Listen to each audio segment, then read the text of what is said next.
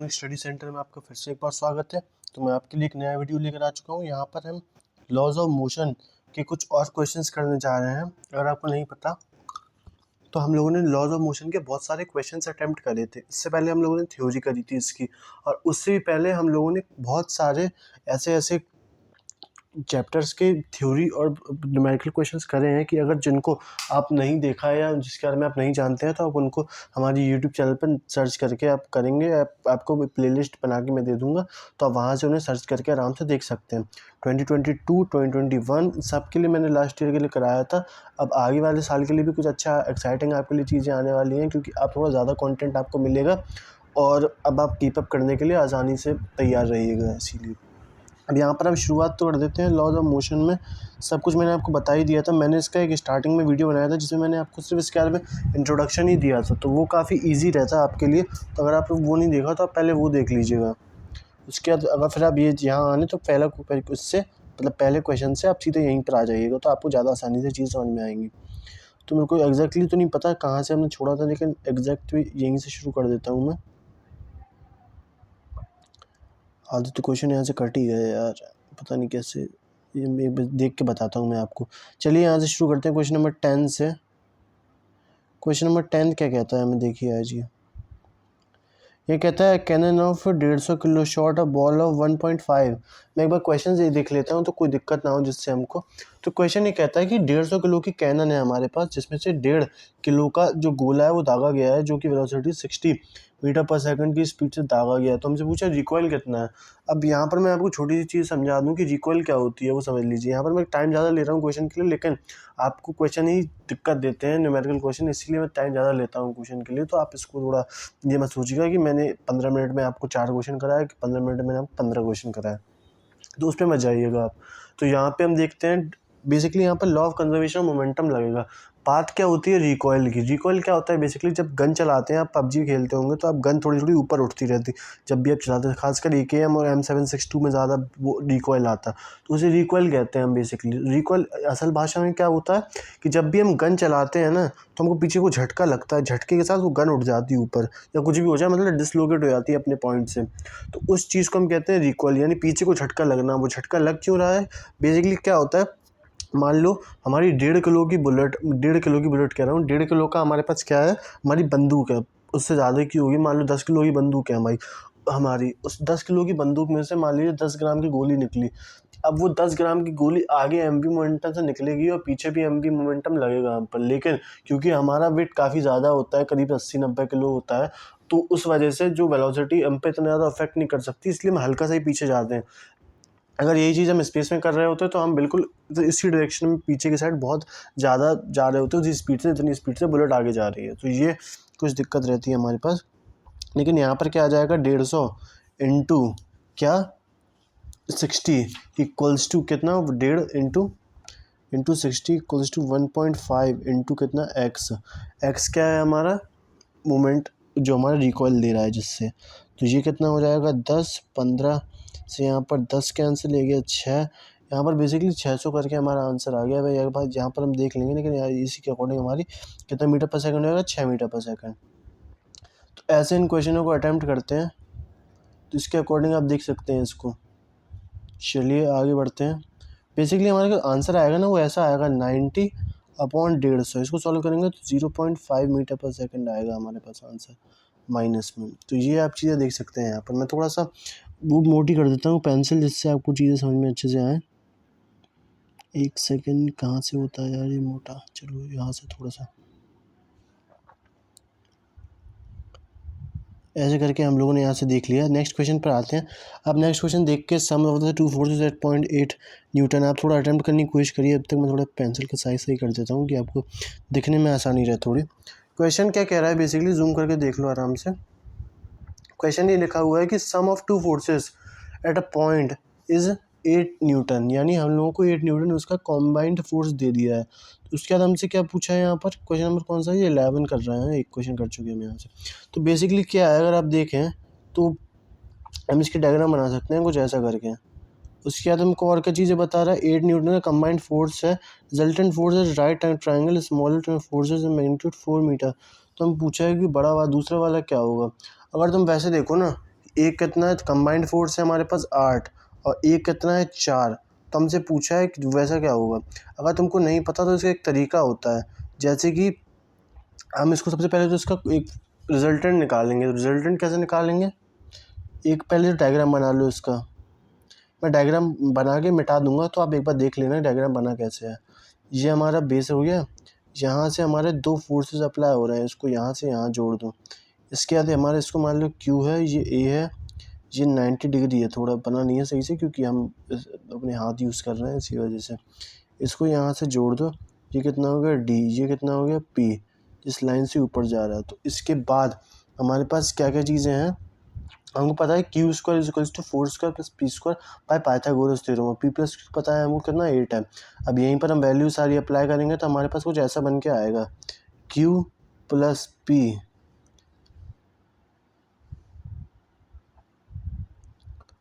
Q minus P equals to कितना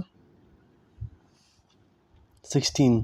जब हम इसको सॉल्व करेंगे तो Q प्लस P हमारे पास कितना आ जाएगा, Q प्लस P हमारे पास आ जाएगा 8 और Q माइनस P आ जाएगा 2। तो इसके अकॉर्डिंग हम 5 से माइनस करके निकाल लेंगे तो हमारा आंसर आएगा 3 और 5। तो ऐसे करके सॉल्व करते हैं इसको।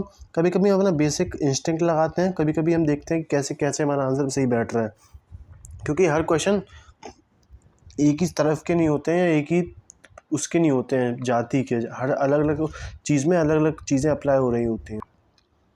नेक्स्ट क्वेश्चन पे आ जाते हैं। Whenever a car full salt movement of force existed. तो यहाँ पर क्वेश्चन नंबर 12 में हमसे क्या कह रहा है कि जब भी व्हेनेवर कार पुल्स और the forceful movement of the horse exerted by. तो यहाँ पर बेसिकली कार्ट जो होती है, घोड़ा गाड़ी बेसिकली जो बोल रहे हैं आप, उस पर जब भी वो आगे बढ़ती है तो हमको एक फोर्स एग्जर्ट फील होता है। तो वो क्या हो, किसकी वजह से होता है, तो बेसिकली घोड़ा आगे बढ़ा तो घोड़े की वजह से हम पे फोर्स नहीं लग रहा, हम पे लग रहा है कार्ट की वजह से, क्योंकि हम कार्ट में बैठे हुए हैं ना कि घोड़े पे। ठीक है, अगर हम घोड़े पे होते तो फिर घोड़ा आगे बढ़ता तो हमको लग रहा हो, समझ में आता है कि वहाँ अलग चीज़ अप्लाई हो रही होती, लेकिन यहाँ जो हो रहा है उसके अकॉर्डिंग समझेंगे हम। यहाँ पर बेसिकली क्या हो रहा है कि एक मान लो आगे घोड़ा है, इंसान बना दिया, लेकिन इसको समझ लो कि अगर ये घोड़ा है हमारे पास, इसके पीछे गाड़ी लगी हुई है, इस पर हम बैठे हुए हैं। ठीक है, अब इस पर हम बैठे हुए हैं तो जैसे ही आगे बढ़ेगा घोड़ा तो हमारा जो भी चीज़ होनी है वो उसकी वजह से हो रही है, जो कार्ट है हमारी। तो जो कार्ट किस पे, ग्राउंड पे, तो ग्राउंड ऑन द हॉर्स जो है उसकी वजह से हम पे फोर्स अप्लाई हो रहा है, ना कि और किसी चीज़ से। तो ऐसे करके हम इसको देख सकते हैं। अ बॉडी ऑफ 1 क्विंटल यानी 1000 किलो कॉन्स्टेंटली 1000 मीटर पर second, what is the acting force. तो हमसे पूछा गया 1000 मीटर पर सेकंड का 1 क्विंटल का फोर्स उस पर अप्लाई किया जा रहा है। 1 क्विंटल की उसका यानी मास है, उसका केजी में है। तो इसके अकॉर्डिंग हमको बताने है कि इसका आंसर क्या होगा 13 में। तो हमसे बेसिकली क्या पूछा, फोर्स को पता है हमको, मास इंटू एक्सेलरेशन। तो एक्सेलरेशन क्या होता है, rate of change of velocity. लेकिन हमको ये पता है जब वेलोसिटी कांस्टेंट होती है तो एक्सेलरेशन जीरो होता है। अगर एक्सेलरेशन जीरो है तो हमारा क्या जीरो हो जाएगा, फोर्स, क्योंकि फोर्स क्या होता है में, तो इसकी वजह से हमारा आंसर जीरो आ जाएगा। जी जितना भी ये चीज़ दी रखी ना, आपको लगेगा कि 1000 का मल्टीप्लाई हम 100 करके करेंगे तो हमारा आंसर आ जाएगा, ये सब आपका गलत हो जाएगा। बेसिकली आपको अपनी इंस्टिंक्ट से जाना है। आपको जो छोटी छोटी मैंने आपको बेसिक पॉइंट्स आपको समझाए थे वीडियो के स्टार्टिंग में, जब मैंने पिछले वीडियोज़ में आपको इसकी थ्योरी पढ़ाई थी और इसके पुराने कुछ क्वेश्चंस करवाए थे उसमें, तो उनसे सब रिलेटेड है ये, तो इतनी दिक्कत होनी नहीं चाहिए आपको। आइए आगे बढ़ते हैं। The particle m strikes elastically against the wall, incidence of 60 degree, then the velocity u changes। यहाँ पर इसकी वेलोसिटी चेंज हो रही है। बेसिकली चेंज इन मोमेंटम क्या होता है हमको आप बताइए मेरे को। चेंज इन मोमेंटम होता है फाइनल माइनस इनिशियल। अब फाइनल माइनस इनिशियल तो हो गया चेंज इन मोमेंटम, मुझे ये हमको फाइंड आउट करना है। लेकिन बेसिकली होगा क्या, एम वी तो है ही दोनों में, लेकिन एक में क्या है cos 60 और दूसरे में भी क्या है cos 60, क्योंकि उसी से इलास्टिक कोलिजन हो रहा है। तो बेसिकली दोनों एंगल सेम रहेंगे। लेकिन क्या असलियत में ऐसा हो रहा है, इसके अकॉर्डिंग तो जीरो हो जाएगा, जीरो ऑप्शन है नहीं हमारा। तो क्या बेसिकली बन क्या रहा है, जीरो भी हमारा गलत ही है वैसे आंसर। लेकिन मैं आपको बताने की कोशिश क्या कर रहा हूँ, यहाँ पर इलास्टिकली कोलिजन हो रहा है, लेकिन मैं इनिशियल माइनस फाइनल करता हूँ, जो मेरा फाइनल है वो अलग डायरेक्शन में 60 जा रहा है, तो उसको हम माइनस में लेके चलेंगे। तो एम वी cos 60 माइनस, और माइनस फिर आएगा तो ये प्लस हो जाएगा mv cos 60। तो हमारे पास 2mv cos 60 जो कि 1/2 हो जाएगा, तो आंसर हमारा हो जाएगा mv। ऐसे करके करके चलते हैं, इनको काफ़ी इजी होते हैं, इतनी कोई दिक्कत नहीं होती इनको सॉल्व करने में हमको। बस थोड़ा हमें अपना दिमाग अप्लाई करना है, जो हमने अपने पुराने थ्योरेटिकल पोर्शन में जितने भी हमने पॉइंट्स पढ़े थे उनको एक बार अप्लाई करना है, और बूम हमारा आंसर आराम से निकल कर आ जाएगा, हमको कोई दिक्कत नहीं होगी।